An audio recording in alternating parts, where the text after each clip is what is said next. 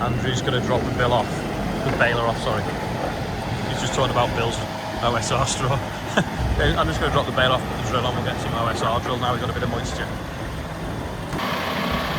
I'm weighing a bit of barley into store so we know exactly what we've got to sell. And it's not a lot. I've just got the drill on ready for drilling OSR now.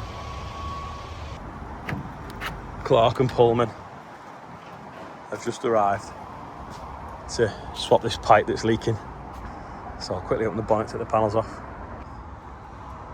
Yeah, it's dripping a bit this morning.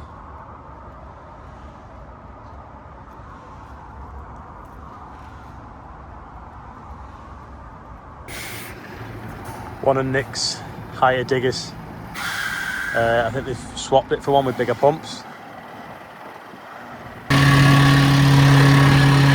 Nice big shiny pipe there, Chris.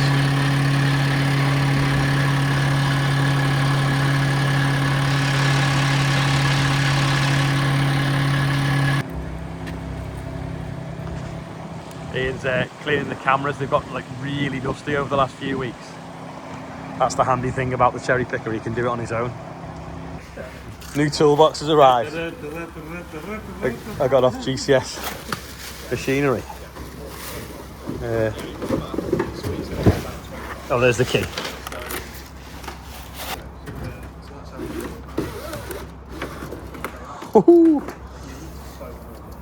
All tools in it? I thought it was just a box. 32 mil. I'll give it 3 days. I know, but I can lock this. That's up to 32. You'll have to lock it to make sure Olly can't get in it. Oh, look at that. Is that the same? No.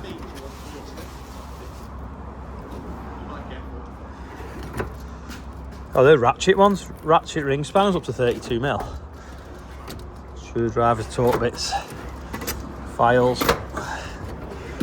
impact sockets, pliers, vernier, tape measure, mole grips, torques, Allen bits. Don't know what they are. Something heavy in there as well. Filter wrenches. Right, isn't it? We're trying to make a bit of use of the moisture that we got yesterday. See, it's a bit black. We're putting the first of the OSR in. Hopefully it gets a drink tonight. But this wheel was sticking and we can see why. It's got a dent in it, so we're just going to sledgehammer it straight now. Let's see if we can get it with a small hammer. Oh yeah. Don't need the big gun. Not bad, is it?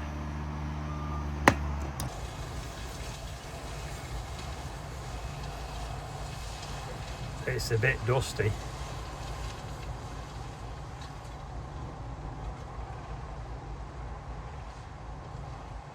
Not a lot of moisture, is there? Barley shed's a little bit fuller than the wheat shed, but still not ideal. That's now not leaking coolant, which is good. I'll leave this trailer in here in case it rains.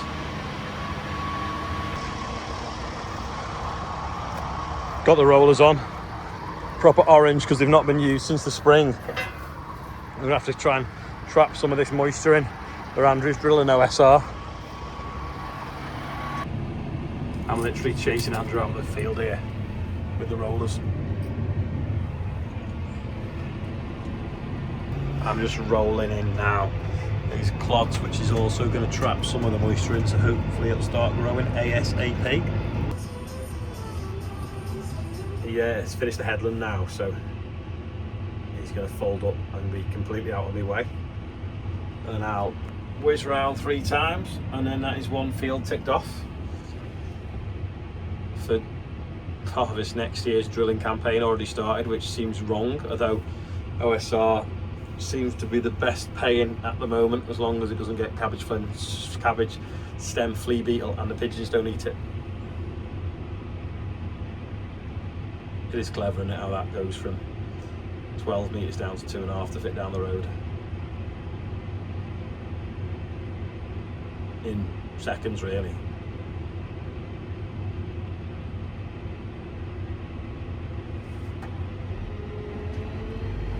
go.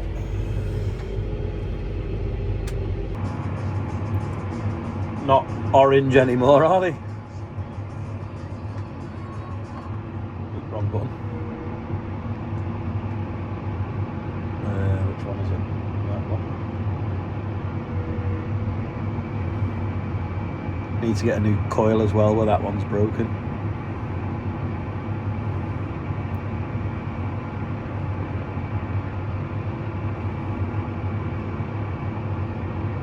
Just lift up slightly.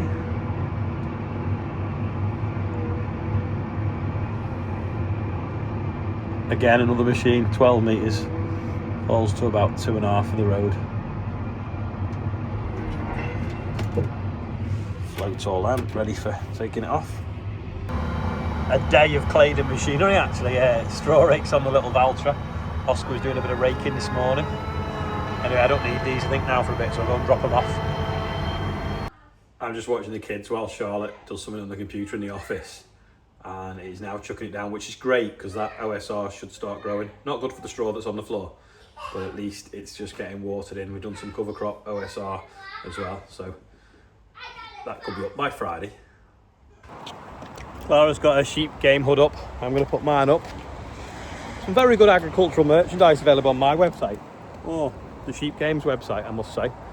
That rain has perfectly, like I say, watered in that OSR and the cover crops we've been drilling today. And if we get the heat that's coming for the next week or so, it should come up. I just wish we'd drilled more really. But it looked at one point that we weren't going to get it. So, and then we'd have just put seed in the floor for the pigeons to eat. But we'll see what tomorrow brings. If there's still some moisture left in the ground tomorrow, we'll keep drilling. And then we'll have to hold fire if it looks like it's going to come very, very, very dry again, which it has been. Oh, that downpour now is making that wall wet. Ah!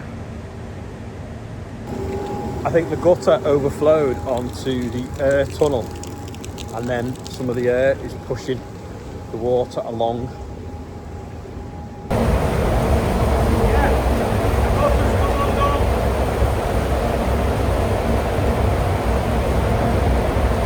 Yeah, the gutter's come undone, and water is getting blown along the top of this tunnel onto these concrete panels and find its way into the shed.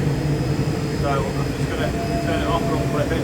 Equally as well, if it overspills, that doesn't help either. Literally gone from problems of it being too dry to problems of it raining within a few minutes. Right, I've got that clip back together. Just probably need some screws in it to hold it though. Because what happens is, when that comes undone, the air goes up the pipe and causes the gutter to overflow onto this ceiling, flows along and then ends up finding its way through these gaps into the other shed. So that's clipped back together now, but yeah, I need to put some screws through it I think to hold it, which might be a job to do when it's not raining on my head, hot water, because this is quite hot, this steel work. I'll maybe try and explain it better from this end. So air's getting pushed down here to go up under that floor through the wood chip. One of the old downspouts goes through this shed, which is what just came uncoupled down there. You can see it, maybe not. When that comes uncoupled, the air pressure in here then goes up the downspout and stops the water coming down it. So then the downspout that's over there, which you maybe can't see through that gap, then overflows, lands on this air tunnel, and then tries to seep in any maybe gaps, but it can't because the air is going out, so it blows the air along and into the shed, which is really annoying. So it'll dry it very quickly, but equally we don't want that to happen, so we're gonna have to put some screws in that pipe now to stop it from doing it again, because the glue just dries out and everything falls to bits. The pipe works clicked together, but you see with the heat it expands and goes malleable, and then when you put glue on it, it just dries out and goes all funny as well. So it's always a bit of a problem, but self-taps as well. And my eye is getting a little bit better, but it's still quite red inside, and I keep putting drops in it. Yeah, I'll show you this a bit better now. So Michael from GCS Machinery is selling these toolbox, not really sure understand the story behind it, but you've got right up to 32 mil. You've got some deep sockets as well, different ratchet sizes, torque wrenches and things, and all Allen key studs and stuff. Then, you know, what's that? Some ring spanners, 7 to 22 mil, 6 milli to 32 open enders, and ratchet ring spanners right up to 32, which is good, and flexible end ones.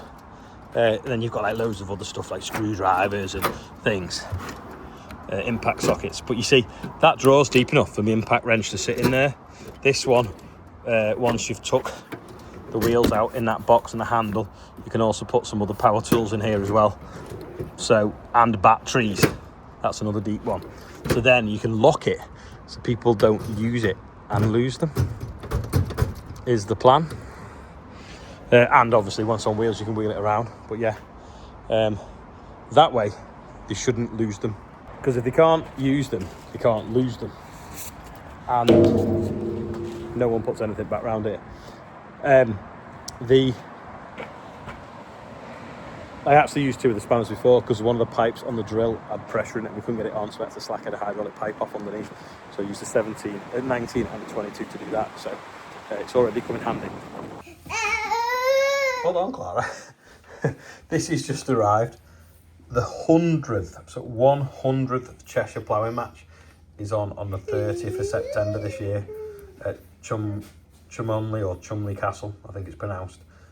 That was where the very first one was, apparently. But yeah, get yourself there. There's some more details. That's exactly where it is. That focuses.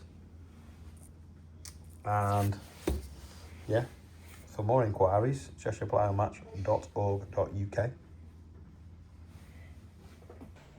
Normally a good day out. Right, do you want to go upstairs, Clara? Nicely watered in. Well, she walked to the table.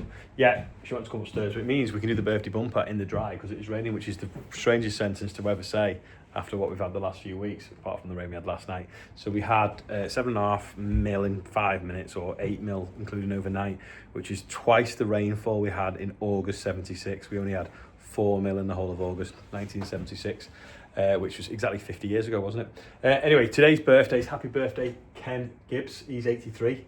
Damien Tart, happy birthday, and Matthew Phillips is 43, so happy birthday to you on there. That's all for today. I've probably spent most of the day on the phone, other than doing a bit of rolling. Yeah, just catching up on office work and things, and working out what's the way forwards for the SFI as well, because our scheme ends in November, and the new one, you've got to be registered, I think, in September. So yeah, thanks for watching today. I'll see you later. Bye for now.